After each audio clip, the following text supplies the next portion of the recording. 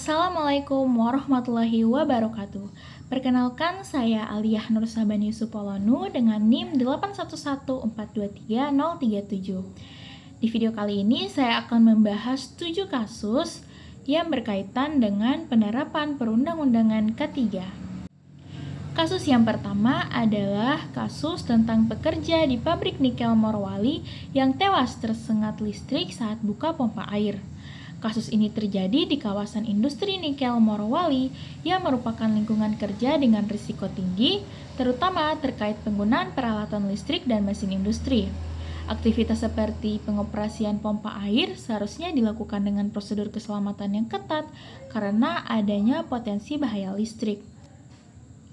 Berdasarkan kronologi kejadian, korban sedang membuka atau mengoperasikan pompa air ketika kontak dengan arus listrik yang masih aktif. Hal ini mengindikasikan kemungkinan dilakukannya prosedur lockout takeout atau LOTO atau pengamanan sumber energi sebelum pekerjaan dimulai. Selain itu, besar kemungkinan tidak ada pengecekan awal terhadap kondisi peralatan listrik atau kurangnya pengawasan dari pihak pengawas kerja. Selanjutnya, identifikasi bahaya dan risiko. Yang pertama, bahayanya arus listrik aktif pada peralatan pompa air. Kemudian, tidak adanya pengaman sumber energi listrik saat pekerjaan dilakukan. Nah, risikonya pekerja mengalami sengatan listrik yang dapat menyebabkan luka serius hingga kematian. Kemudian, terjadi kontak langsung dengan listrik yang mengakibatkan kecelakaan kerja fatal. Beberapa peraturan perundang-undangan ketiga yang dilanggar adalah yang pertama, Undang-Undang Nomor 1 Tahun 1970 tentang Keselamatan Kerja terkait kewajiban menjamin keselamatan tenaga kerja. Kemudian Undang-Undang Nomor 13 Tahun 2003 tentang Ketenagakerjaan terkait perlindungan tenaga kerja. Kemudian Peraturan Pemerintah Nomor 50 Tahun 2012 tentang SMK 3 terkait penerapan sistem manajemen K3 di perusahaan. Kemudian yang terakhir, Permenaker tentang K3 listrik terkait pengamanan instalasi dan pekerjaan yang berhubungan dengan listrik. Siapakah pihak yang bertanggung jawab secara hukum? Secara hukum, pihak yang paling bertanggung jawab adalah perusahaan atau pemberi kerja, karena memiliki kewajiban untuk menyediakan lingkungan kerja yang aman bagi pekerjanya. Dalam hal ini, manajemen perusahaan, termasuk pimpinan proyek, supervisor, dan petugas K3 memiliki tanggung jawab dalam memastikan bahwa setiap pekerjaan dilakukan sesuai prosedur keselamatan. Sanksi hukum apa yang didapat oleh perusahaan? Perusahaan dapat dikenakan sanksi administratif hingga pidana, tergantung tingkat kelalaiannya. Sanksi administratif dapat berupa teguran, penghentian sementara kegiatan, hingga pencabutan izin usaha. Upaya pengendalian yang seharusnya dilakukan adalah perusahaan seharusnya menerapkan pengendalian risiko secara menyeluruh, dimulai dari identifikasi bahaya listrik sebelum pekerjaan dilakukan. Prosedur lockout takeout wajib diterapkan untuk memastikan tidak ada aliran listrik saat peralatan diperbaiki atau dioperasikan. Kasus kedua adalah pekerja konstruksi pabrik di Bandung yang tewas tertimpa reruntuhan bangunan. Kasus ini terjadi pada sektor konstruksi yang dikenal memiliki tingkat risiko kecelakaan yang tinggi, terutama pada pekerjaan yang berkaitan dengan struktur bangunan. Proses pengecikan atau renovasi bangunan lama seharusnya dilakukan dengan analisis struktur terlebih dahulu untuk memastikan keamanan pada para pekerja. Investigasi awal kasus. Korban sedang melakukan pengecekan bangunan yang akan diperbaiki ketika struktur bangunan tiba-tiba ambruk. Hal ini mengindikasikan bahwa kondisi bangunan kemungkinan sudah tidak stabil atau mengalami kerusakan struktural yang serius. Dugaan awal menunjukkan tidak adanya inspeksi teknis yang memadai sebelum pekerjaan dimulai, seperti uji kekuatan struktur atau penilaian risiko runtuh. Beberapa bahaya dan risikonya: yang pertama, bahaya struktur bangunan yang rapuh dan tidak stabil. Kemudian tidak adanya pengamanan pada area kerja saat inspeksi bangunan.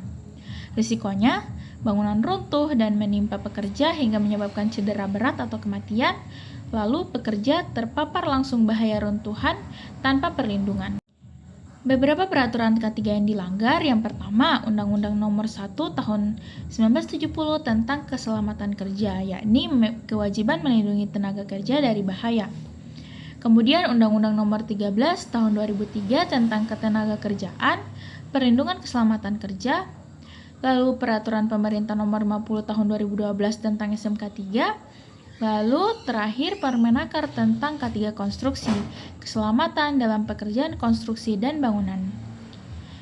Pihak yang bertanggung jawab secara hukum adalah perusahaan atau kontraktor yang mengelola proyek tersebut, karena memiliki kewajiban untuk memastikan bahwa setiap pekerjaan dilakukan dalam kondisi aman. Manajemen perusahaan, termasuk pemilik proyek, pengawas lapangan, dan tenaga ahli teknik, bertanggung jawab dalam melakukan penilaian risiko sebelum pekerjaan dimulai. Sanksi hukum bagi perusahaan. Perusahaan dapat dikenakan sanksi administratif seperti teguran, penghentian sementara proyek, hingga pencabutan izin usaha jika terbukti melanggar standar K3. Jika kecelakaan terjadi akibat kelalaian serius, perusahaan atau penanggung jawab proyek dapat dikenakan sanksi pidana berupa denda atau hukuman penjara sesuai dengan ketentuan dalam Undang-Undang Keselamatan Kerja. Upaya pengendalian yang seharusnya dilakukan perusahaan adalah melakukan inspeksi teknis menyeluruh terhadap kondisi bangunan sebelum pekerjaan dimulai, termasuk analisis kekuatan struktur oleh tenaga ahli. Area kerja harus diamankan dan menetapkan zona berbahaya, serta melarang pekerja berada di area yang beresiko tanpa perlindungan. Kasus ketiga, teknisi Wi-Fi asal Jakarta tersengat listrik di Denpasar.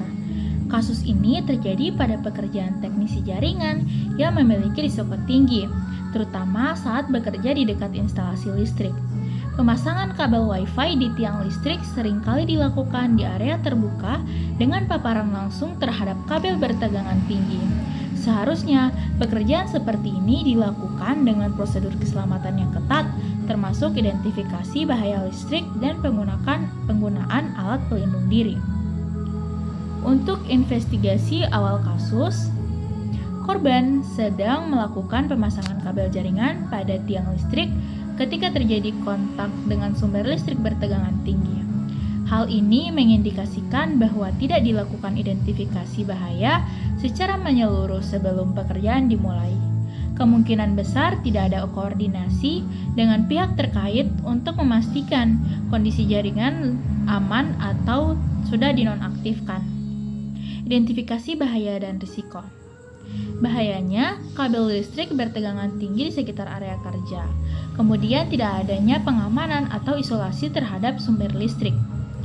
Risikonya, pekerja tersengat listrik yang menyebabkan luka bakar serius dan terjadi kontak langsung dengan arus listrik yang membahayakan jiwa pekerja.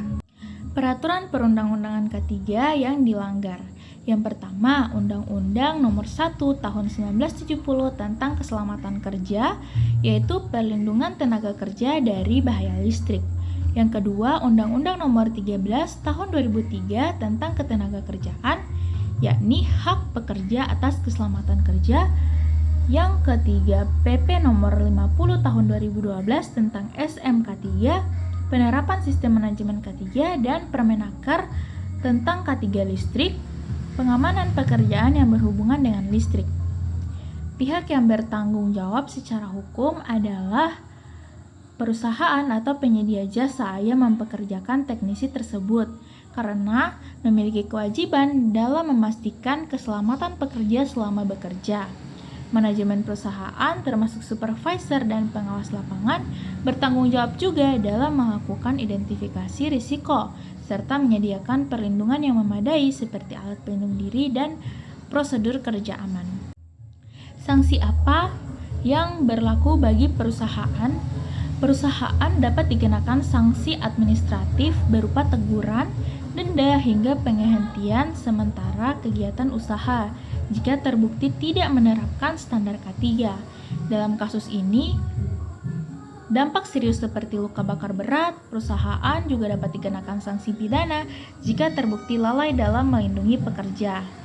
Nah, upaya pengendalian yang seharusnya dilakukan adalah dengan mengidentifikasi bahaya secara menyeluruh sebelum pekerjaan dimulai, terkhususnya terkait keberadaan kabel listrik yang bertegangan tinggi. Koordinasi dengan pihak kelistrikan sangat penting untuk memastikan aliran listrik dapat dimatikan atau diamankan selama pekerjaan berlangsung. Kasus keempat, yakni pekerja las asal Makassar tewas kesetrum di Bulukumba saat kerja reklame. Kasus ini terjadi pada pekerjaan pengelasan yang termasuk dalam kategori pekerjaan berisiko tinggi, terutama jika dilakukan di lingkungan terbuka yang dekat dengan sumber listrik.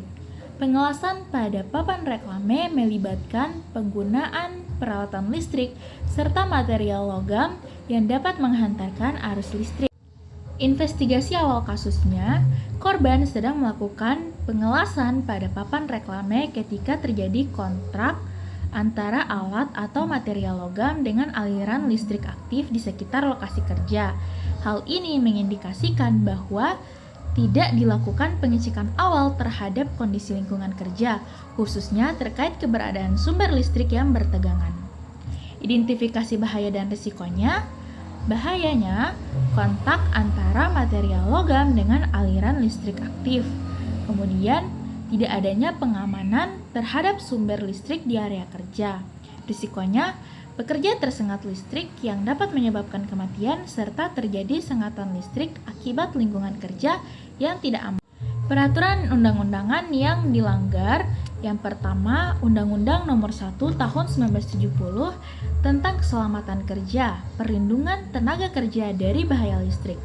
Kedua, Undang-Undang Nomor 13 Tahun 2003 tentang Ketenagakerjaan, Hak Pekerja atas Keselamatan Kerja.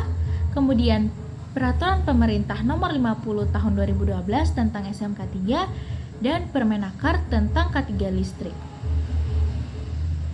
Pihak yang bertanggung jawab secara hukum adalah perusahaan atau pemberi kerja yang mengelola pekerjaan pengelasan tersebut. Perusahaan memiliki kewajiban untuk memastikan bahwa lingkungan kerja aman dan bebas dari potensi bahaya, termasuk memastikan tidak adanya aliran listrik aktif di sekitar area kerja. Sanksi hukum bagi perusahaan dapat dikenakan sanksi administratif berupa teguran, denda, hingga penghentian sementara. Dalam kasus yang menyebabkan kematian pekerja, perusahaan atau penanggung jawab dapat dikenakan sanksi pidana jika terbukti adanya kelalaian dan dalam penerapan keselamatan kerja. Nah, upaya yang dapat dilakukan perusahaan yakni dengan mengidentifikasi bahaya, khususnya akan keberadaan sumber listrik di sekitar lokasi pengelasan. Selain itu, pekerja wajib menggunakan alat pelindung diri seperti sarung tangan, helm, dan sepatu safety. Untuk kasus kelima, polisi sebut 2 pekerja proyek Telkom di Konawe tewas tersengat listrik. Kasus ini terjadi pada pekerjaan pemasangan jaringan telekomunikasi yang memiliki risiko tinggi, terutama ketika dilakukan di area yang berdekatan dengan jaringan listrik. Aktivitas seperti pemasangan kabel sering melibatkan penggunaan alat logam dan bekerja di ketinggian, sehingga berpotensi besar terjadi kontak dengan arus listrik. Investigasi awalnya, para pekerja sedang melakukan pemasangan kabel jaringan ketika salah satu alat atau kabel yang digunakan diduga menyentuh jaringan listrik aktif. Hal ini menunjukkan bahwa tidak dilakukan identifikasi bahaya secara menyeluruh sebelum pekerjaan dimulai. Kemungkinannya tidak ada koordinasi dengan pihak kelistrikan untuk memastikan kondisi jaringan listrik aman atau telah dimatikan sementara. Identifikasi bahaya dan risikonya. Bahayanya, adanya kontak antara alat kerja atau kabel dengan jaringan listrik aktif dan tidak adanya pengaman atau koordinasi terhadap sumber listrik. Risikonya, pekerja tersengat listrik yang dapat menyebabkan kematian dan terjadi kecelakaan kerja massal yang mengakibatkan korban jiwa dan luka-luka. Peraturan perundang-undangan K3 yang dilanggar. Yang pertama, Undang-Undang Nomor 1 Tahun 1970 tentang Keselamatan Kerja, yaitu kewajiban tenaga kerja dari bahaya listrik. Kemudian Undang-Undang Nomor 13 Tahun 2003 tentang Ketenagakerjaan, Peraturan Pemerintah Nomor 50 Tahun 2012 tentang SMK 3, dan Permenaker tentang K3 Listrik, yaitu pengamanan pekerjaan yang berhubungan dengan listrik. Pihak yang bertanggung jawab secara hukum dalam kasus ini adalah perusahaan atau kontraktor yang mengelola proyek pemasangan kabel tersebut. Perusahaan memiliki kewajiban untuk memastikan bahwa seluruh aktivitas kerja dilakukan dengan aman dan sesuai prosedur. Manajemen proyek termasuk supervisor dan pengawas lapangan bertanggung jawab dalam melakukan identifikasi risiko serta memastikan adanya koordinasi dengan pihak terkait seperti pengelola jaringan listrik. Perusahaan dapat dikenakan sanksi hukum, yakni sanksi administratif berupa teguran, denda, hingga penghentian sementara proyek apabila terbukti tidak menerapkan standar K3. Upaya pengendalian yang seharusnya dilakukan adalah melakukan identifikasi secara menyeluruh sebelum pekerjaan dimulai, terutama pada keberadaan jaringan listrik di sekitar lokasi kerja. Koordinasi dengan pihak kelistrikan sangat penting untuk memastikan aliran listrik dapat dimatikan atau diamankan selama proses pemasangan kabel. Kasus ke-6, pembangunan jembatan di Demak makan korban, pekerja tewas tertimpa tiang pancang.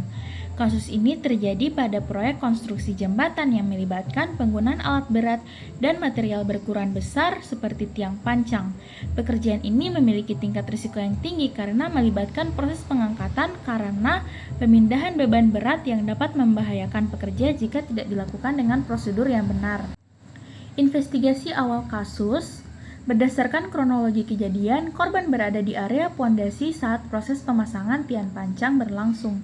Ketika alat berat mengangkat tiang pancang, tiba-tiba tali seling yang digunakan mengalami kegagalan atau putus, sehingga tiang pancang jatuh dan langsung menimpa korban. Hal ini mengindikasikan adanya kemungkinan kerusakan dan ketidaksesuaian pada alat angkat yang digunakan, seperti seling yang sudah aus atau tidak memenuhi standar.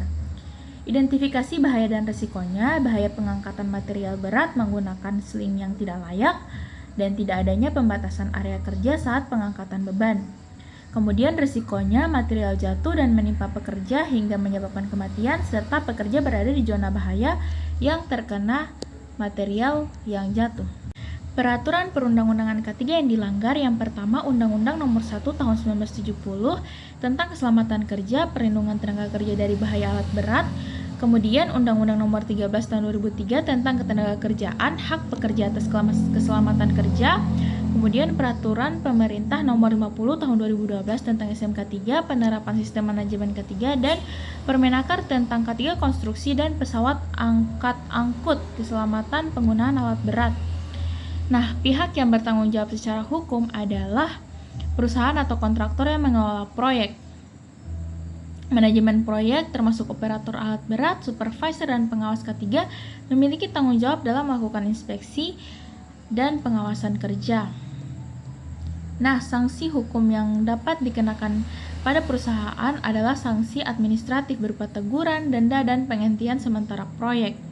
Dalam kasus yang menyebabkan kematian pekerja, perusahaan atau penanggung jawab proyek dapat dikenakan sanksi pidana apabila terbukti adanya kelalaian serius pada penggunaan alat dan pengawasan kerja. Upaya yang dapat dilakukan adalah seharusnya perusahaan melakukan inspeksi rutin terhadap seluruh peralatan angkat termasuk sling untuk memastikan kondisinya masih layak digunakan. Selain itu, perlu dilakukan uji kelayakan sebelum digunakan dalam proses pengangkatan material berat. Area kerja harus diamankan dengan menetapkan zona larangan bagi pekerja agar tidak berada di bawah beban yang sedang diangkat. Kasus terakhir adalah pekerja bangunan tewas kecelakaan kerja, sopir truk tertimpa muatan besi. Kasus ini terjadi pada aktivitas pengangkutan material konstruksi yang memiliki risiko tinggi, terutama dalam proses distribusi bahan berat seperti besi beton. Pekerjaan sebagai supir truk proyek tidak hanya berkaitan dengan transportasi, tetapi juga menghadapi kondisi lingkungan kerja yang tidak stabil seperti jalan berlumpur, licin, dan tidak rata. Untuk investigasi awal kasus, berdasarkan kronologi kejadian, truk yang dikendarai korban berada di area proyek dengan kondisi jalan yang licin dan berlumpur sehingga menyebabkan kendaraan menjadi tidak stabil dan miring. Saat korban mencoba keluar dari kendaraan, muatan besi beton yang berada di bagian belakang truk bergeser dan jatuh menimpa korban. Hal ini mengindikasikan bahwa pengamanan muatan tidak dilakukan dengan benar, seperti tidak adanya pengikat yang kuat atau distribusi beban yang tidak seimbang. Nah, bahaya-bahaya yang terdapat pada kasus ini yang pertama, muatan besi yang tidak terikat dengan aman, kemudian kondisi jalan proyek yang licin dan tidak stabil, kemudian ada risiko muatan jatuh dan menimpa pekerja hingga menyebabkan kematian, dan risiko kendaraan tergelincir atau miring yang memicu kecelakaan kerja. Peraturan dan perundang-undangan ketiga yang dilanggar adalah Undang-Undang Nomor 1 Tahun 1970 tentang Keselamatan Kerja, kemudian Undang-Undang Nomor 13 Tahun 2003 tentang Ketenagakerjaan, kemudian Peraturan Pemerintah Nomor 50 Tahun 2012 tentang SMK 3, dan peraturan terkait K3 Transportasi dan Pengangkutan, yakni keselamatan dalam pengangkutan material. Nah, pihak yang bertanggung jawab secara hukum adalah perusahaan atau kontraktor yang mengelola proyek ini. Perusahaan memiliki kewajiban untuk memastikan bahwa kendaraan dalam kondisi layak, muatan terikat dengan aman, serta jalur yang dilalui aman untuk dilalui. Manajemen proyek, termasuk pengawas lapangan dan pihak logistik, bertanggung jawab untuk melakukan pengecekan sebelum kendaraan beroperasi. Sanksi hukum bagi perusahaan adalah perusahaan dapat dikenakan sanksi administratif berupa teguran, denda, hingga penghentian secara operasional jika terbukti melanggar standar keselamatan kerja. Nah, upaya pengendalian yang seharusnya dilakukan adalah memastikan bahwa seluruh muatan diikat dengan aman menggunakan alat pengaman yang sesuai standar sebelum kendaraan beroperasi. Selain itu, perlu dilakukan pemeriksaan kondisi jalan proyek dan perbaikan jika ditemukan area yang berbahaya seperti jalan licin atau berlumpur, dan sopir juga harus dibekali dengan pelatihan K3 terkait pengangkutan material serta prosedur keselamatan saat kondisi darurat. Demikian pemaparan dari saya. Terima kasih teman-teman yang sudah menonton. Bye-bye.